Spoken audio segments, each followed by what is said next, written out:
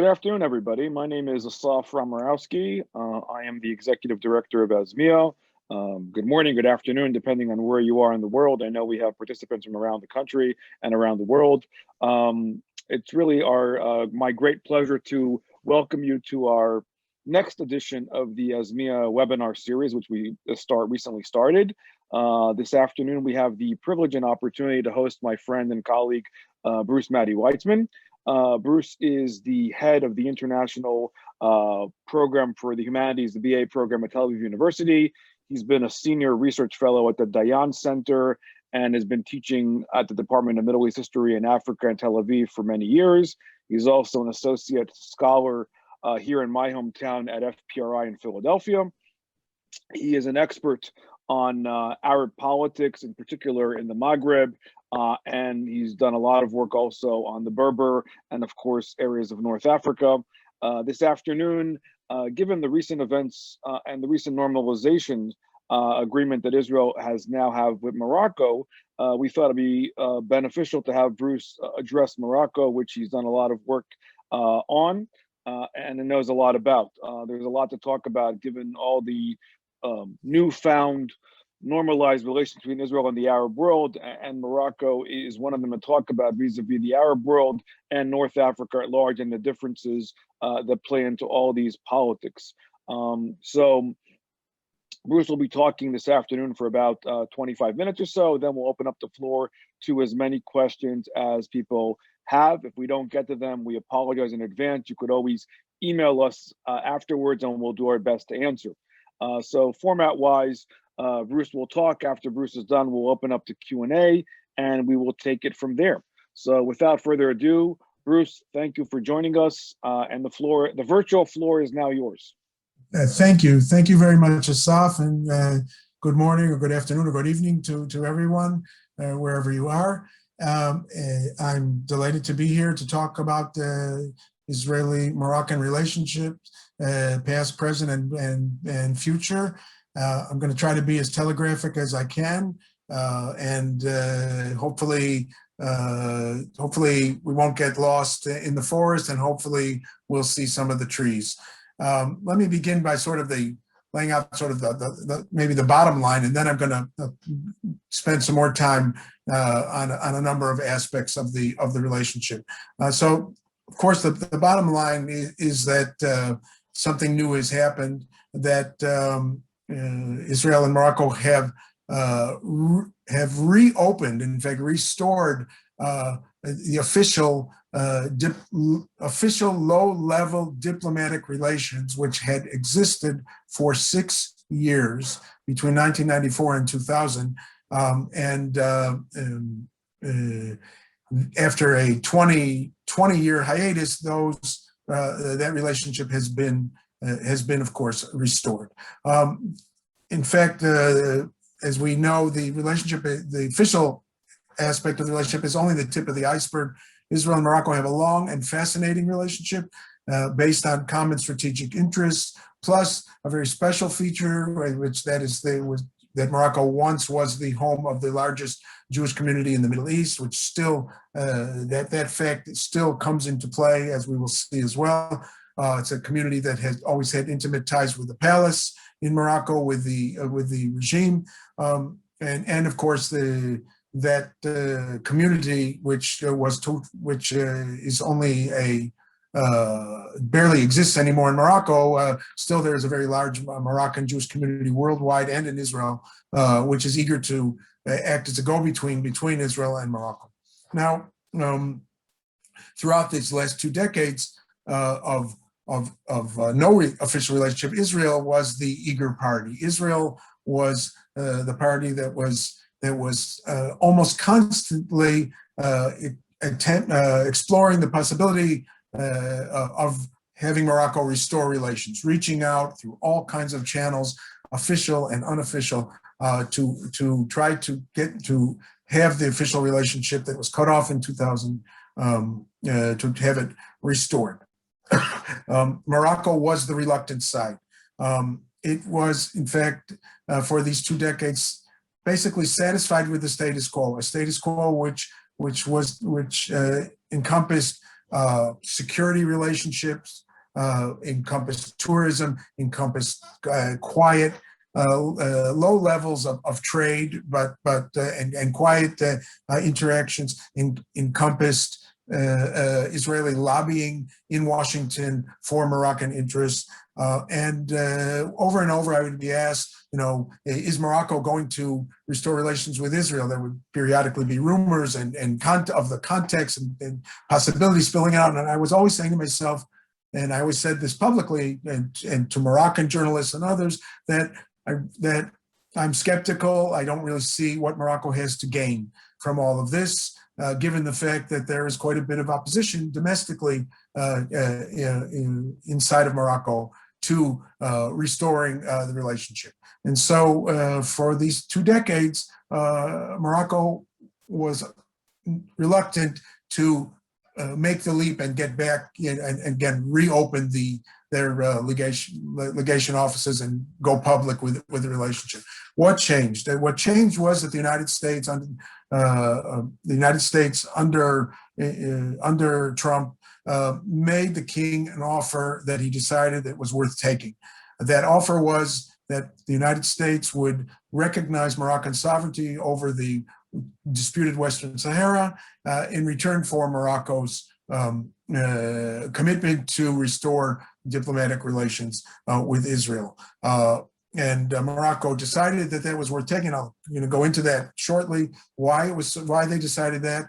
And they certainly, for the Moroccans, it was done in the hope that this would bind the incoming Biden administration to something that would be difficult for it to roll back.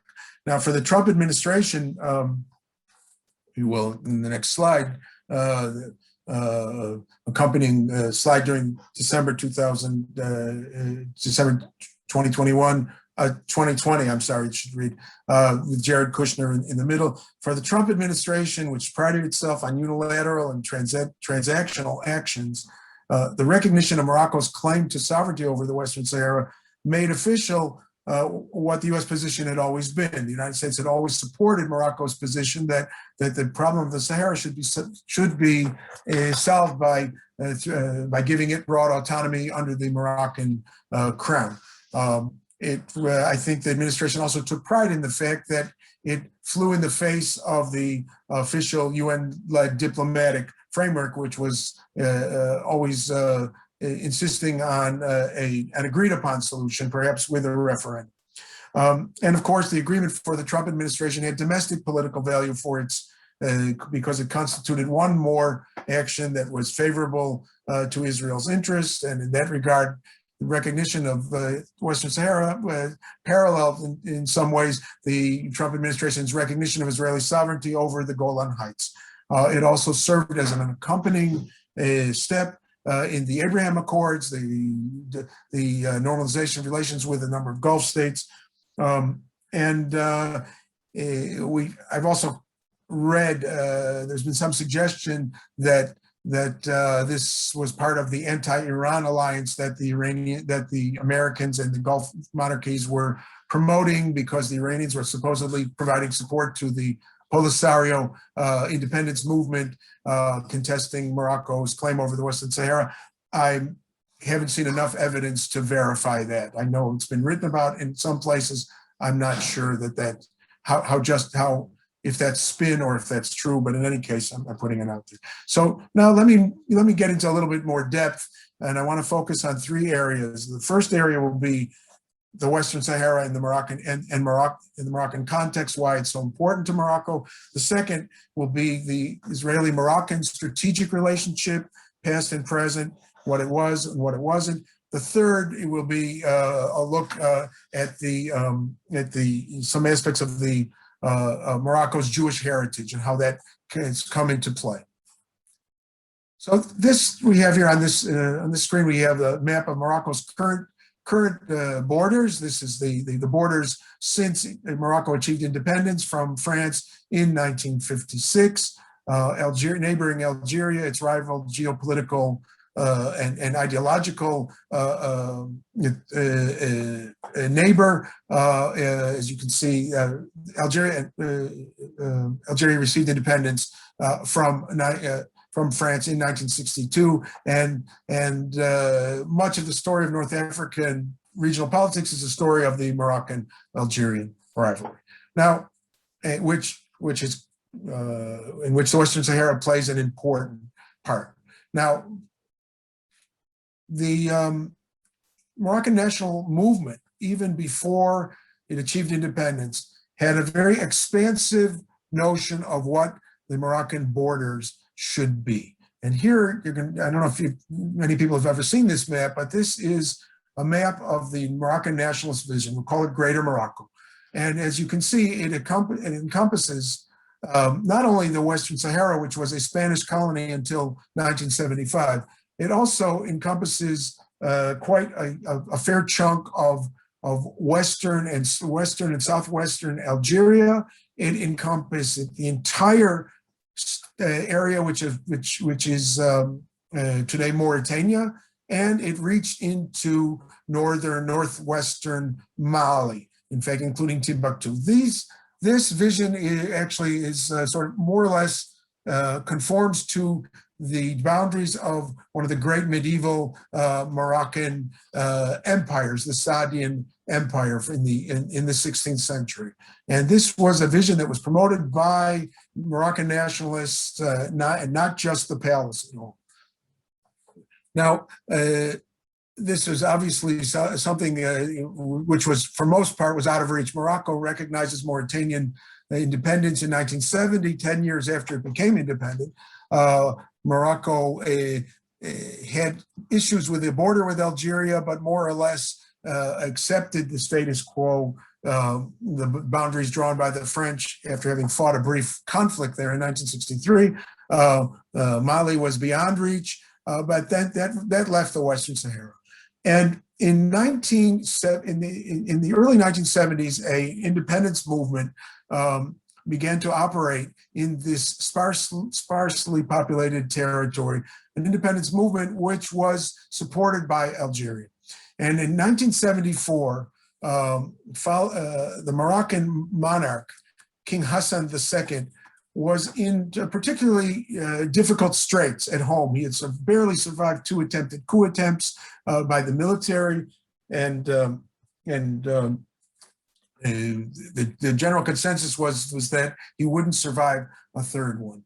And in a sense, what Hassan did in 1974, 1975 was that he appropriated the Western Sahara issue for himself. He turned it into, and he wrapped himself in the flag of Moroccan nationalism and turned it into an issue which basically precluded any criticism of the king because he made it his own and turned it into the glue that would hold the Moroccan society and polity together under his leadership.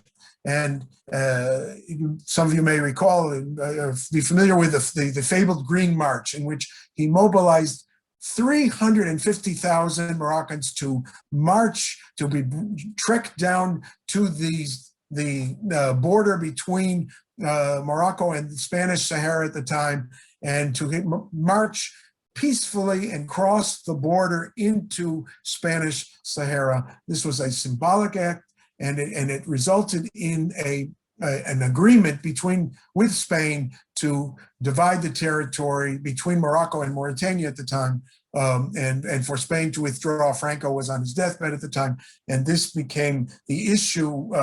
Again, for Morocco, this was the restoration of the sacred part of the homeland, which had been severed from it by colonialism. And so, for the last 45 years, this territory has been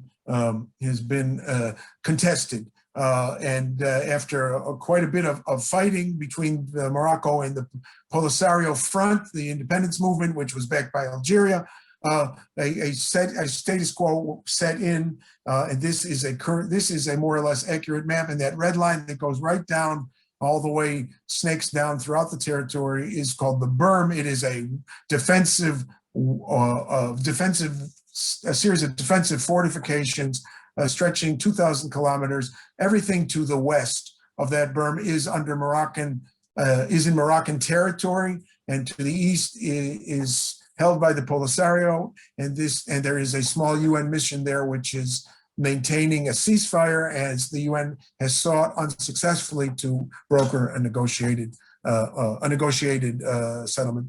So for Morocco, this is, even to use the term Western Sahara is a red flag. It's called the Moroccan Sahara. It's part of the homeland. Very few people, and in Morocco, you are even not allowed to question Moroccan sovereignty over the Western Sahara. You will end up in jail or exile or worse if you do. It's a sparsely populated territory. At the time, in 1975, it held 75,000 people. Now it holds 500,000. Half of them were brought in as settlers from the north. Okay. Now let me move to the Israeli-Moroccan strategic relationship, because it's related to what I just talked about. This map you have here is what we call Israel's periphery, a map of Israel and the region, with all the dark green being members of the League of Arab States, and the other light green being Muslim but not Arab states for the most part. Israel's periphery doctrine in the 1950s and 60s was a set of policies designed to establish strategic alliances with non-Arab countries on its periphery to counterbalance the radical pan-Arab core led by Abdel Nasser against it. And so the key players in those years were Turkey, Iran, and Ethiopia. All non-Arab, all very important strategic states on the periphery of Egypt and the Fertile Crescent. Now, I argue here that Israel had much less talked about because it was mostly out of sight.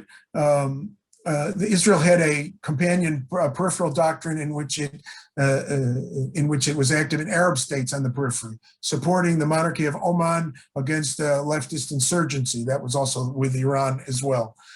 Supporting the royalists in Yemen in the 60s, again, against the pan-Arab Egyptian-dominated, Egyptian-supported radicals, supporting the Sudanese rebels against the government in Khartoum, and supporting the Moroccan monarchy as a pro-Western conservative bulwark against the pan-Arab dominant pan-Arab coalition, which Algeria was very much a part of. So you can see, Israel, understand Israel's thinkings and why it would support Morocco. And as far as Morocco was concerned, there was a lot to be gained through a clandestine relationship with Israel. One of the best examples of that relationship was Israel's and Moroccan cooperation against Abdel Nasser. In the 1965 Arab Summit in Casablanca, Israel gave access to the Mossad, to the deliberations, private deliberations of Arab leaders and Arab military people, and something that turned out to be invaluable as 2 years later, during the June 1967 war. Israel's the strategic cooperation with the Moroccan security services was expressed in the affair of Ben Barka, the Moroccan opposition leader who was disappeared in Paris, and an operation in which the Mossad played a supporting role.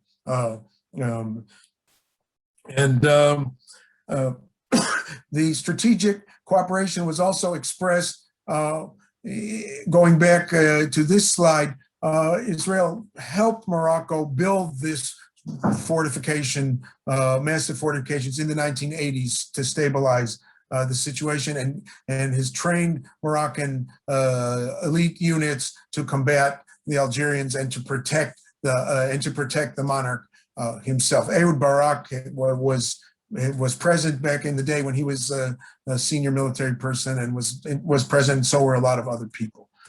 Now, here, switch gears a little bit because the Moroccans were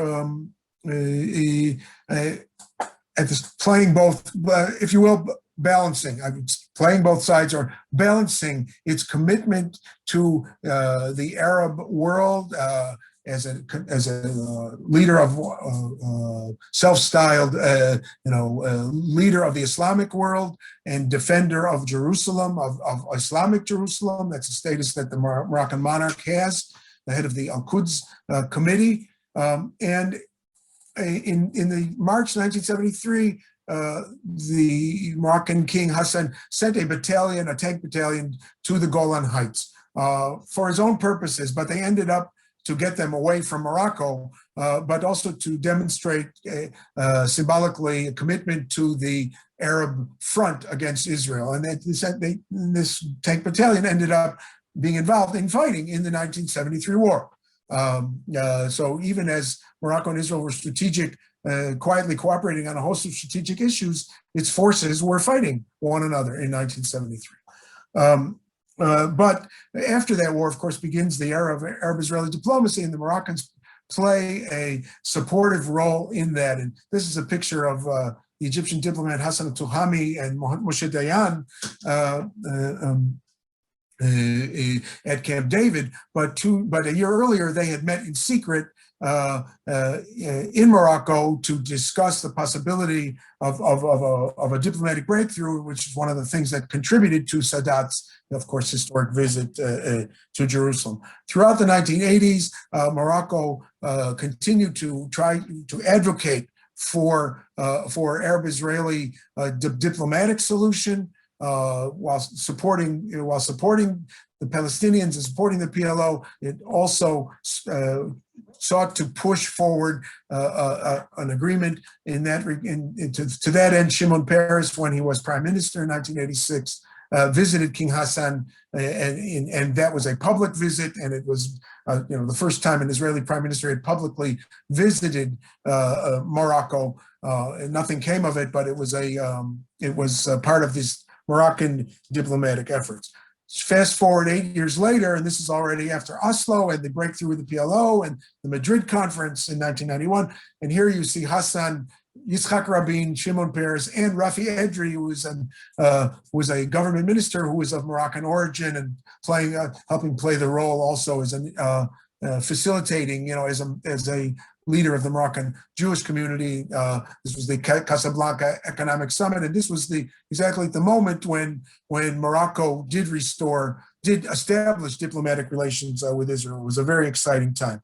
6 years later came the breakoff, and here is the statement issued by the Israeli government, in which Israel noted the decision to close the liaison offices, and it called it inconsistent with Morocco's legacy as a promoter of peace and dialogue. Why did Morocco cut off relations? It was right at the time of the outbreak of the second Palestinian Intifada, and there was enormous anger in the Arab world, and a resolution by the Arab League Summit Conference calling on all states which had begun to establish relations with Israel to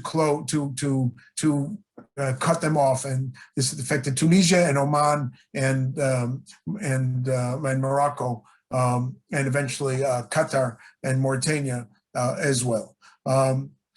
That step was taken by King Mohammed VI, who, this is a more recent picture, he was 20 years earlier, he was the young king who took and who ascended to the throne in 1999. Now, Mohammed VI has been much less interested in the Middle East and in Arab-Israeli diplomacy. His foreign policy focused on ensuring the Western Sahara. Ensuring Western Sahara would remain part of Morocco, and reaching out to Africa and reaching out to the US, but not to be involved in the Middle East. And so from that regard, it was a real disappointment for Israel. And his decision may have been very hasty to immediately follow the Arab Summit diktat, if you will. But at the same time, Mohammed VI has had a very keen interest in promoting Morocco's Jewish heritage and reaching a peak, if you will, in the new Moroccan Constitution of 2011. As you can see, the Constitution defines the Moroccan identity, and if you read the second sentence, it speaks of Morocco being nourished and enriched by its African, Andalusian, Hebraic, and Mediterranean influences. This is an extraordinary statement, if you will, an extraordinary statement, official constitutionalization of the Hebraic Jewish, that is Jewish, a heritage of the country, and again, and it's consistent, as this text says, with the Moroccan attachment to the values of openness, moderation, and tolerance, and dialogue for mutual understanding. Now, there are many other Arab states, Middle East states that could say the same thing about the history of their Jewish communities, but Morocco is the only one that does, and that's significant. And here, let me just sort of really just 2 more minutes and then open things up, some examples. The Jewish community of Morocco is indigenous. Certainly there's a presence of Jews dating back at least to the 3rd century, if not earlier. This is an inscription on a tombstone in Hebrew in a Roman city in northern Morocco. This, to go forward, this is a picture of the Moroccan king visiting a synagogue, a restored synagogue. Morocco has taken great pains to restore Jewish heritage sites, cemeteries, etc. Those who have been to Morocco know a lot about this and experience it. This is a picture of in the last few years where they restored the names of the street names in the Jewish Malach, the Jewish ghetto in Marrakesh. They restored the original names, Jewish names. So you see this, it says Der Talmud Torah, the name of a small alley and building there. And that's also part of the story.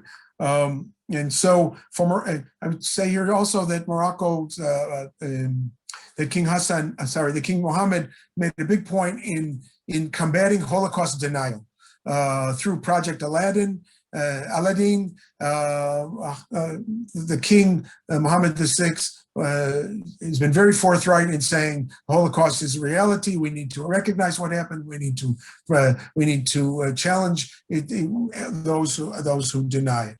So again, just sort of to conclude, although we can talk more about this in questions and answers, what this means for Morocco and why the king promotes this. Let me just sort of talk about, to conclude, the excitement about the excitement about the agreement. And here you can see the Jerusalem municipality,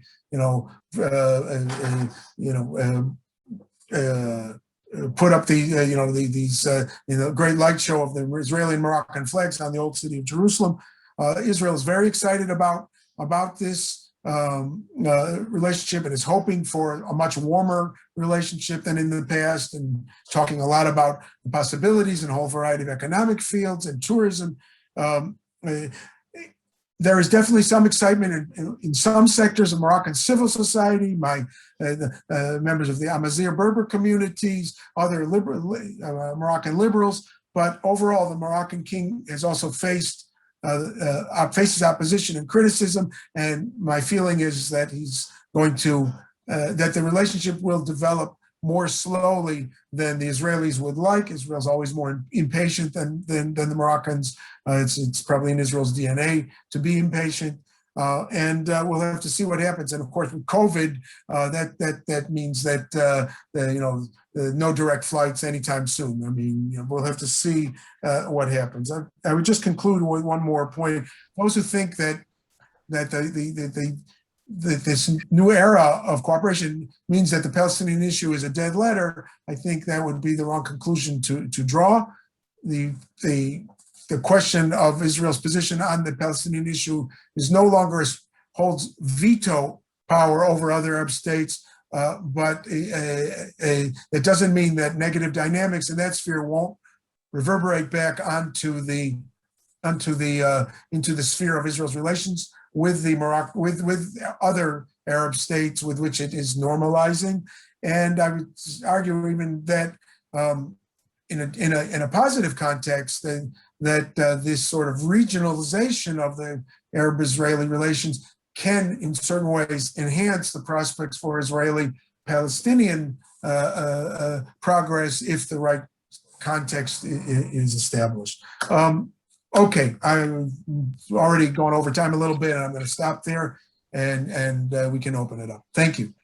Wonderful. Thank you so much, Bruce, for that fascinating talk. There's obviously a lot to talk about, and you raise a lot of issues. So the floor is now open, and we will obviously take as many questions as we have time for.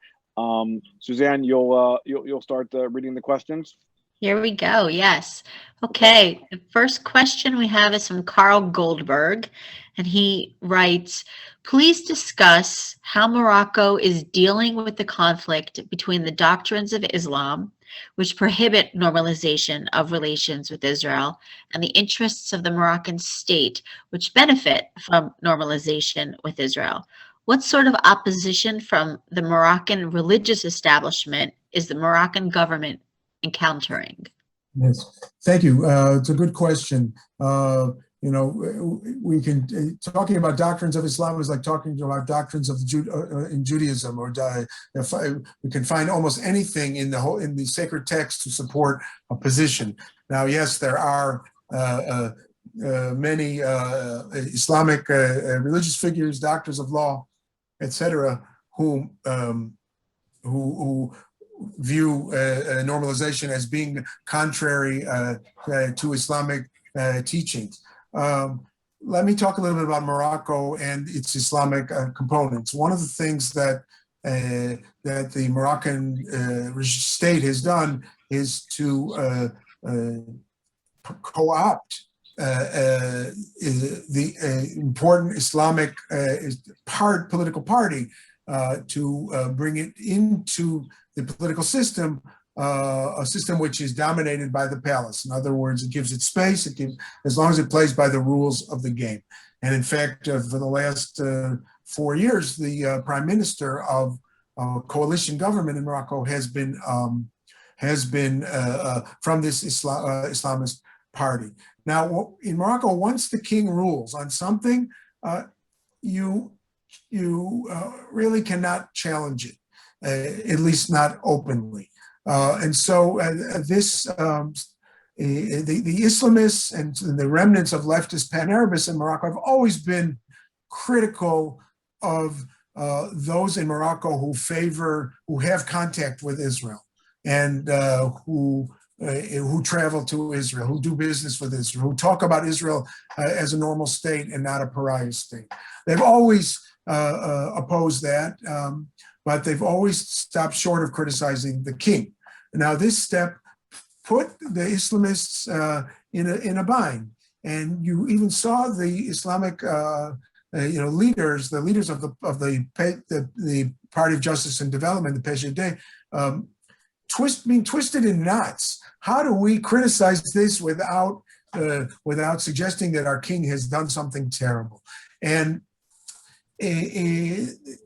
there's no easy answer for them, and they were criticized for voicing criticism, and then they had to walk it back. And so, and even within their own party, there were different divisions were created as a result of this step. So they're uncomfortable with it for sure. But they, and it'll be interesting to see. There are going to be elections this coming year in Morocco. It'll be interesting to see how they do if they've been damaged by this. And that gets into another whole series of questions: how free are Moroccan elections? And the answer is not entirely by any means, but there is some space for them as long as the rules of the game are understood. There's another Islamic movement in Morocco which is significant, and it's not legal, but it's tolerated. It doesn't play the political game, and they are much more hostile to normalization. And so these are the sort of domestic kind of components that I was referring to, but that have always sort of inhibited those in Morocco want to go faster. At the same time, for Morocco, for the regime, the emphasis on Jewish heritage and insisting that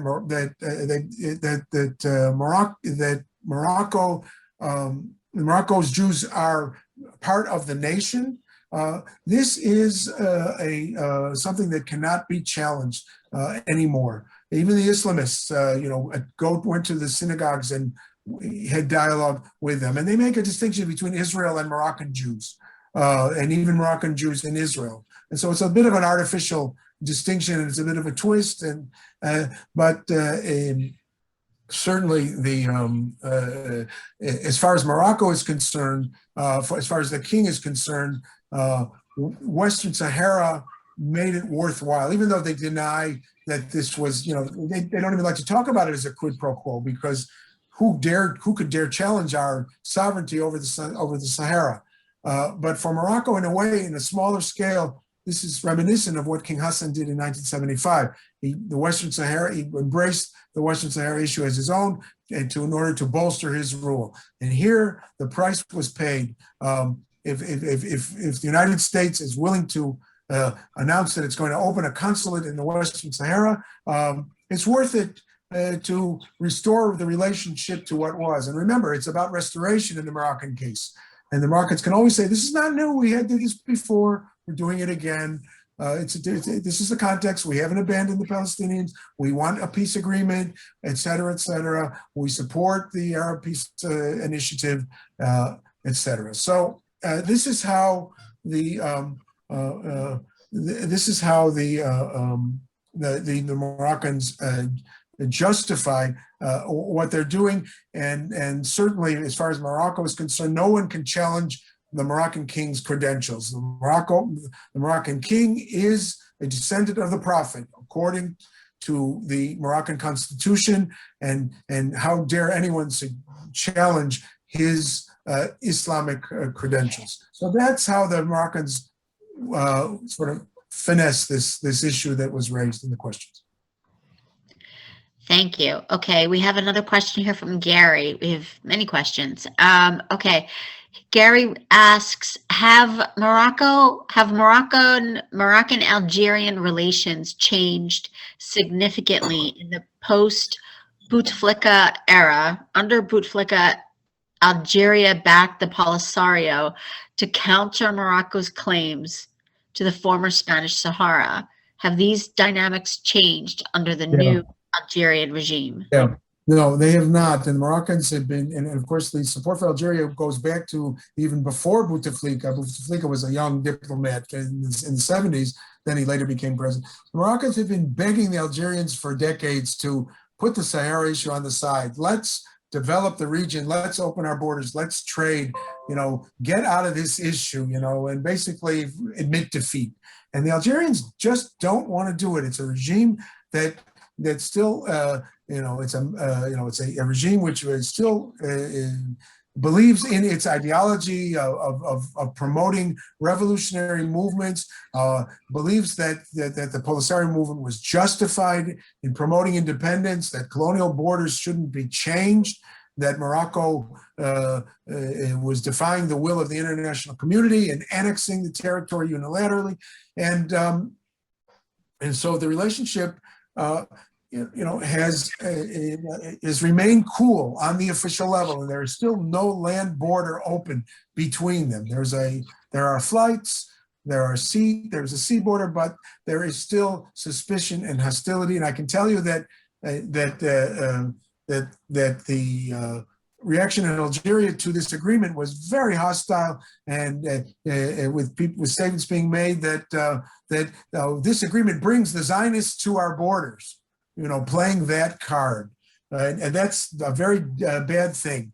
Right now, Algeria is consumed with internal affairs. its own internal issues, the protest movement, the sclerotic Algerian elite, which is in which so many people are alienated from, but they still do ultimately hold the reins of power there. So they certainly don't feel that they have those in power don't have the legitimacy, as far as they're concerned, to abandon the Polisario, abandon the Western Sahara. So no change, really, no change.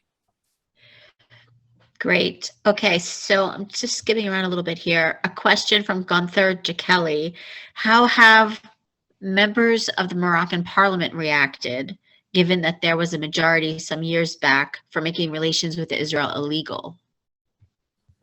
Yeah, that's a good point. There was this initiative. I'm glad you brought that up. There was this initiative in Parliament 2017 suggesting that relations would be made illegal. I mean, it was really quite a grandstanding act, because it wasn't going to pass. The king wasn't going to allow it to pass. But it was, cheap political points were being scored, and it wasn't just by Islamists. It was by conservative parties that were throwing this out, even pro-palace parties. But as I said, it's a done deal. And, Parliament, there are two sets of institutions in Morocco, formal and informal. The formal are our parliament, parliamentary politics, government ministries, judiciary. Then there is the Mahzen in Moroccan political parlance, to use a term that be familiar to Westerners, the deep state. Those who hold the reins of power, the palace, the interlocking elites of the palace, the king and his court, the economic elites, the leading families, the security forces, etc. And that's where the power lies. And so the decision, it's a done deal in that regard. And the only question is, how fast do you move to implement? And in that regard, there's a possibility to go faster or go slower, depending on the dynamics. I know that the Israeli ambassador in Morocco is very happy so far with the reception that he's receiving as he meets with different sectors in civil society. I know some of the people I'm in contact with are very excited about the future possibilities, about cooperation, academic, cultural cooperation. Moroccan Jews of the diaspora in Israel, artists are very excited as they're able to sort of re-emphasize and reconnect with their Moroccanness, if you will. And so they're not talking about this in Parliament anymore. And really the main issues in Morocco are issues that go far beyond this question. Morocco is not a country which is immune from let's call it the Arab Spring virus. I mean, I use that term for want of a better term, the virus being meaning that the factors which led to the outbreaks, the massive protests all across the region, the widespread corruption, the poverty, alienation,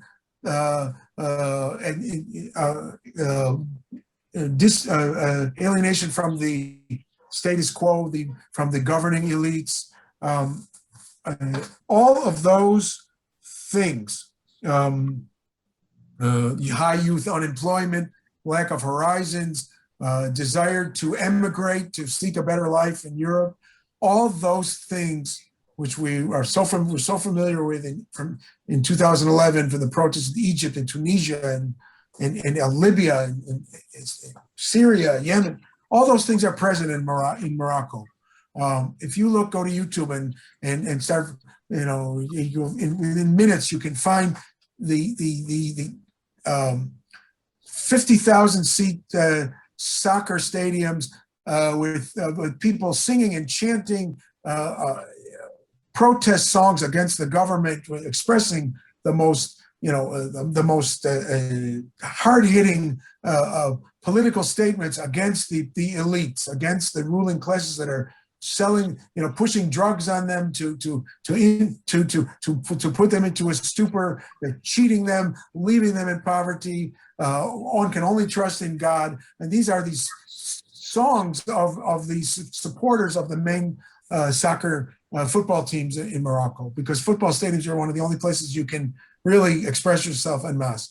And again, the demonstrations, that there was just a demonstration recently of teachers who are complaining about their poor pay and their poor working conditions, and they were repressed forcefully, and already through social media, you had all kinds of "Me Too," I am a teacher, I am this, I am that. So there's a lot of rumblings underneath, not far beyond the surface. These are the real issues which any Moroccan government needs to address, and so really the whole Moroccan-Israeli relationship is a sideshow, and anybody that wants to focus on that is just putting it, is failing to address the real questions that Morocco faces. Okay, so I think that dovetails well into this next question asked by Frank. He writes, what economic investment priorities does Morocco have with respect to Israel, and what do they seek from Israel tangibly? Again, let me just find that again. What economic investment priorities does Morocco have with respect to Israel? What do they seek from Israel tangibly? Okay.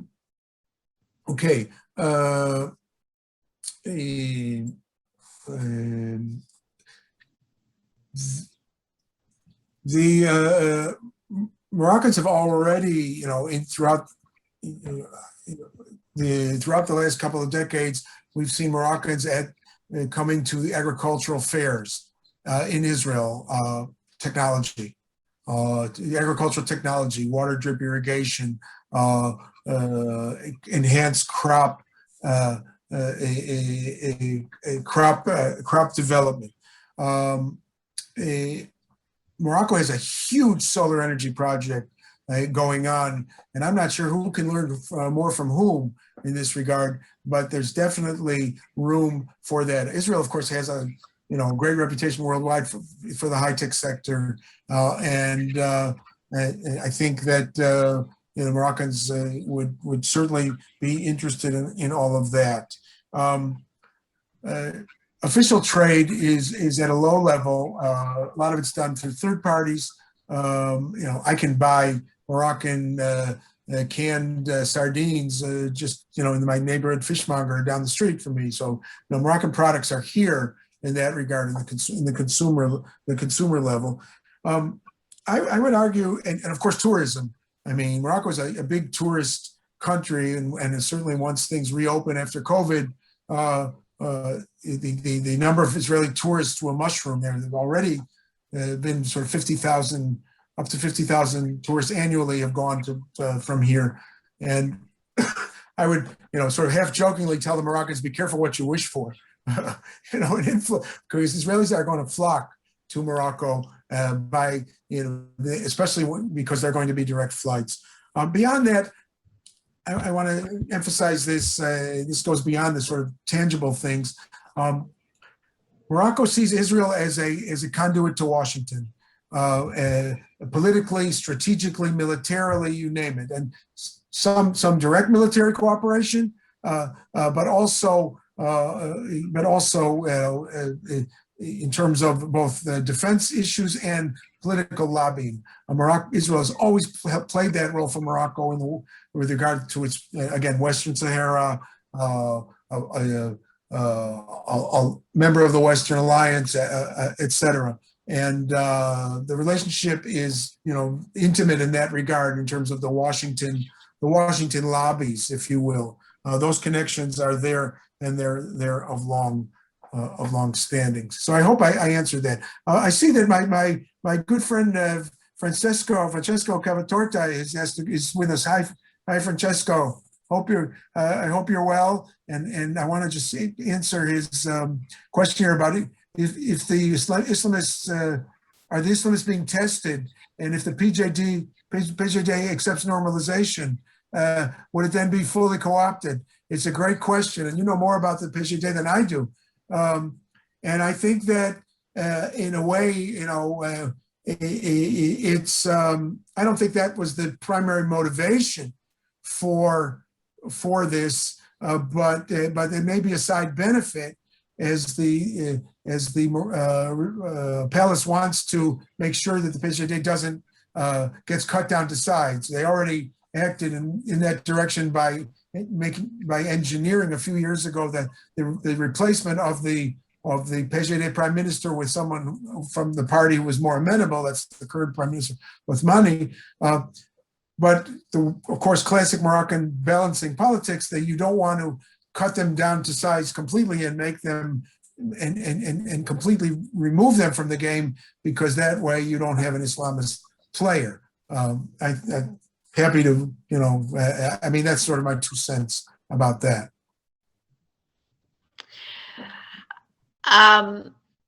I wanted to scroll down here because I thought this was an interesting question. I'm not sure if you're able to address this one, but it was, how did the Western Sahara react to the U.S. recognition of Morocco's authority over their territory?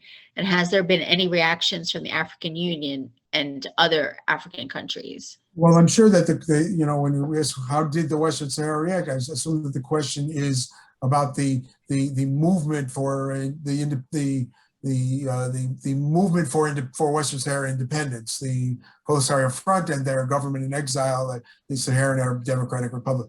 Of course, they condemned it in the strongest possible terms.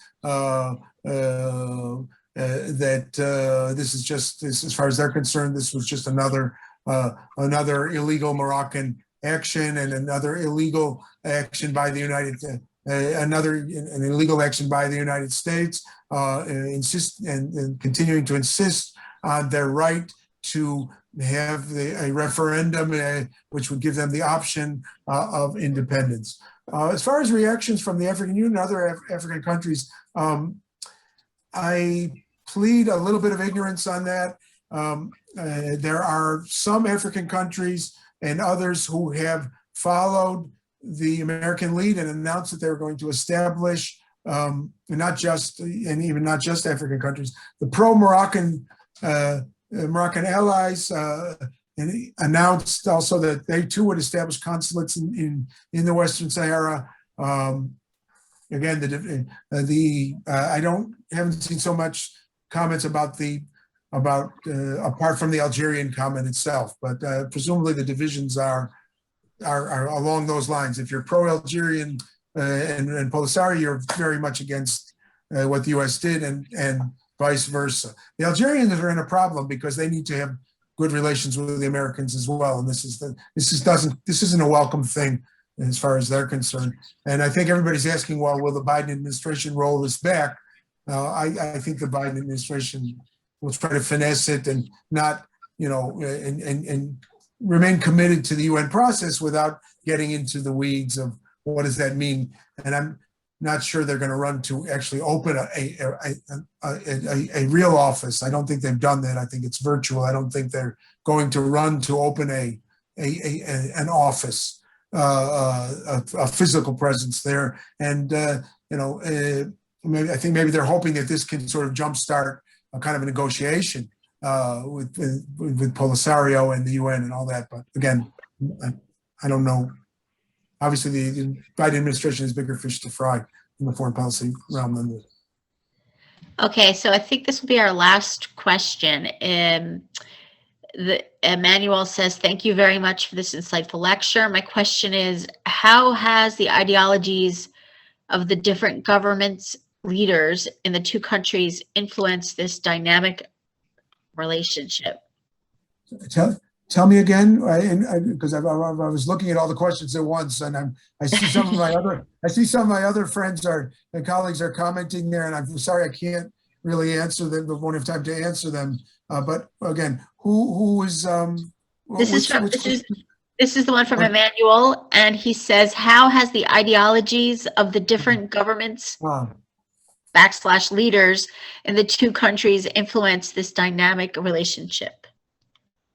On the Israeli side, I don't think there's any daylight between the different factions. And of course, Israelis are divided about just about everything, as we've seen. We're just recovering from our fourth election with no definitive outcome in the last 2 years. With regard to Israel, is the desire for Israel to have relations with its neighbors, immediate neighbors and further neighbors. I don't think there's any debate, any daylight about that. Israel wants it. Israel feels, and certainly when it comes to Morocco, Israel's Moroccan Jewish community and the Israeli society as a whole wants to have good ties and as close as intimate ties as possible with Morocco. When it comes to the Moroccan state, of course, again, I think that that the palace view, the leadership about that this is another part of who we are. Our relationship with Israel is about it's an offshoot of our a natural offshoot of our vision of Morocco as open, pluralistic, multicultural. This is an idealization of the Moroccan past and present. It's an idealization of the Jewish, of the relationship, the historical relationship between Morocco's Jewish minority and Muslim majority. It was not such an idea. The community was really part of Morocco's intimate other. It's part of its indigenous society, but it's obviously far from being ideal, etc. But as far as Morocco's today, its ideology is we're promoting this. We're trying to educate the world about who we are, but we're also trying to educate our own people about this and not to fall prey to the doctrines which, for want of a better term, which is often called Wahhabi, the Islamist militancy, nastiness coming out of other portions of the Arab Islamic Middle East, and not to be a prisoner of old ways of thinking and the kind of Arab nationalist doctrine, which the Moroccans never fully subscribed to in any case. And so in that regard, I think there is, we are at the beginning of a new era. We are at the beginning of, obviously we don't know what's coming down the pike, but in terms of the Moroccan-Israeli relationship, I think there is, and for those who want to see it flourish, I think there's room for a bit of excitement, as long as one doesn't get carried away and have exaggerated expectations. And obviously, future will obviously depend on all of things. I think one of my other friends asked about improving Morocco's image in the West, encountering pro-Polisario views in the U.S. Congress. What are you going to do? I mean, there are, America's a big place, and not everybody identifies with the Moroccan annexation of the territory. Not everybody believes that it was legitimate, and so certainly the more one can promote a diplomatic solution which takes into account, let's say, Sahrawi identity, even within a Moroccan context, and promote something that goes beyond borders, even more regional approach. Maybe that's the way to go, if you will, in terms of Morocco's image. Great, Bruce. I know there's a lot to talk. There are obviously a lot more questions, and you've obviously, inspired a lot of questions here. And I want to thank you for the fascinating talk. And there's obviously a lot to talk about going forward. I apologize to the people we did not get to. And if you email us at info@asmiascholars.org, obviously we can, follow up with Bruce and get your answers as well. So I really want to take the opportunity again to thank you, Bruce, for taking the time to join us this afternoon. I want to let everybody know that we will be continuing these ASMIA webinars going forward. We have Professor Norman Stillman will be talking to us, as well as Professor Ken Stein in the next few weeks. So be alert and be lookout for those notices going forward. And now that we're entering, of course, the holiday season all around, as far as Passover, Easter, and the beginning of Ramadan, I really want to wish everybody a good and healthy, happy holiday season all around. And we look forward to continuing the conversation. Above all, I thank the audience, and I thank you, Bruce, for taking the time, and my colleagues, Suzanne, Emily, and Alex, for joining me this afternoon. So everybody have a good afternoon, a good evening, and stay healthy and safe. And of course, have a happy holiday season.